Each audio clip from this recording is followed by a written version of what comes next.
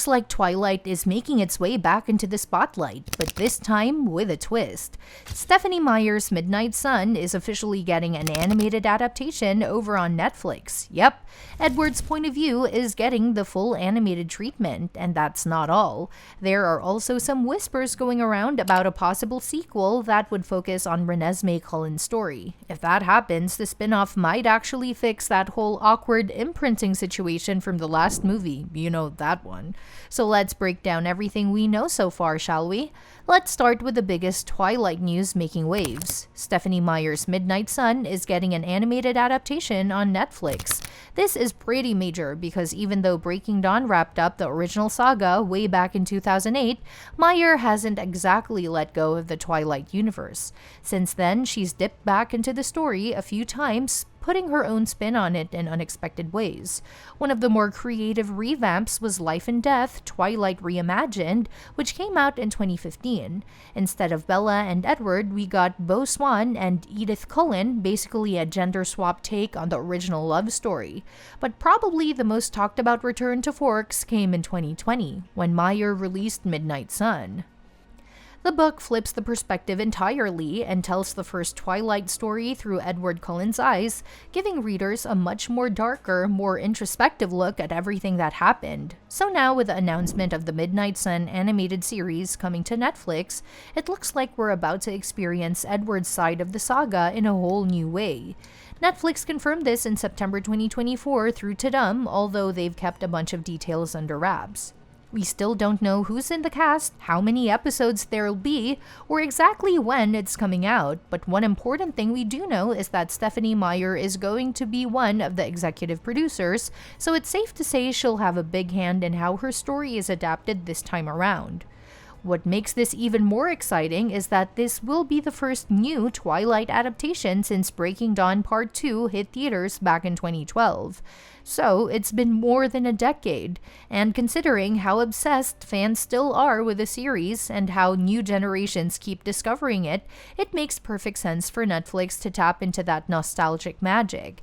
But they're not just stopping at Midnight Sun. There's been buzz about Netflix possibly reviving the entire Twilight franchise, maybe even picking up the story after where Breaking Dawn left off. Now that's where things get a little spicy, because one potential direction this could go is a sequel or spin-off focused on Renesmee Cullen, Edward and Bella's daughter. It's actually not a bad idea, especially if they want to move the story forward without relying too much on the original cast. Let's be honest, actors like Kristen Stewart and Robert Pattinson have moved on to different projects, and trying to wrangle the entire original cast again would be a long shot. Plus, a lot of the fan base has grown up and moved on, but that doesn't mean a fresh story couldn't bring everyone back in, especially with the right character at the center. And that's where Renesmee comes in. Even though the whole imprinting thing with Jacob Black left a lot of fans scratching their heads or straight up uncomfortable, Renesmee herself could be a strong new lead. If you don't remember, imprinting is the whole concept where Jacob, after failing to win Bella's heart, ends up magically bonded to her newborn daughter. It was supposed to explain why he was drawn to Bella all along, but it just felt off. And let's face it, a lot of people were creeped out by it, so revisiting Renesmee's story could be a chance to completely fix that awkward plot point. From a writing perspective, it made a weird kind of sense at the time. Jacob didn't end up with Bella, and this was sort of Stephenie Meyer's way of softening the blow for Team Jacob fans. But instead, it created more problems than it solved. Not only was it bizarre to imagine Jacob one day being romantically involved with a girl who was a baby when he first met her, but it also robbed Renesmee of agency, like she didn't get to choose who she would love. But here's the thing, Renesmee has a ton of potential as a lead character. Unlike her mom, she was born into the supernatural world. She's half vampire, half human, with powers that make her way more dynamic than Bella ever was, especially in the early books. Bella spent most of the saga being protected or left out of the action because she was just human.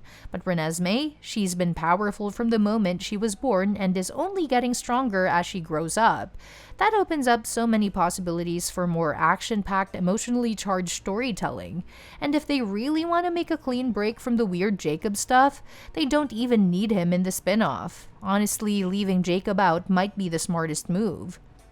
His character mostly revolved around the love triangle with Bella, and once she ended up with Edward, Jacob didn't have much else going for him. We never got a deep dive into his backstory, and when you compare that to even some of the side Cullens, he comes off a bit one-dimensional. Not to mention the way the series portrayed the Quileute tribe brought on a lot of criticism, and rightfully so. So keeping Jacob out of a reboot could be better for the story and for avoiding further controversy. But if they really want to address the imprinting plot head-on, there's another option. Bring Jacob back just to kill him off. It might sound extreme, but hear me out. Just like the original Twilight movie script almost killed off Charlie to give Bella a deeper emotional arc, they could use Jacob's death to do the same for Renesmee. It would shift the imprinting bond into something more familial and less romantic, and give her a powerful reason to seek justice or revenge. And this wouldn't fundamentally change her character. She'd still be strong, curious, and driven, but now she'd have a personal loss fueling her journey. And let's be honest, audiences love a good revenge arc when it's done right. It'll be a smart way to reboot the franchise, respecting the original while moving beyond its messier parts. Plus, we already know there are dark forces out there like the Volturi, and they'd absolutely have a reason to go after someone like Renesmee. She's powerful, unique, and possibly a threat to their rule.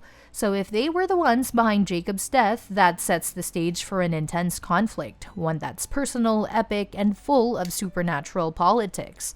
And you know what that means: more drama, more danger, and a whole bunch of opportunities for awesome Easter eggs and callbacks to the original saga. Imagine Renesmee stepping into this role not just as Edward and Bella's daughter, but as her own person, carrying their legacy, but also challenging it. She could travel the world, connect with other vampire clans, and maybe even form her own coven. And through it all, she'd be figuring out who she is and what she wants, free of creepy, predestined love stories.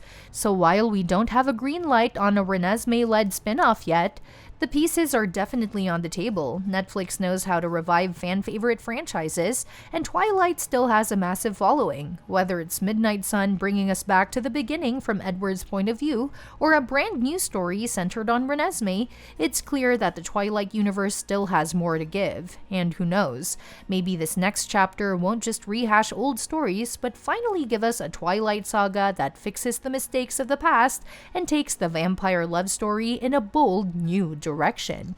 And that's everything we've got to say about the Twilight Saga 6 and what's going on with the franchise.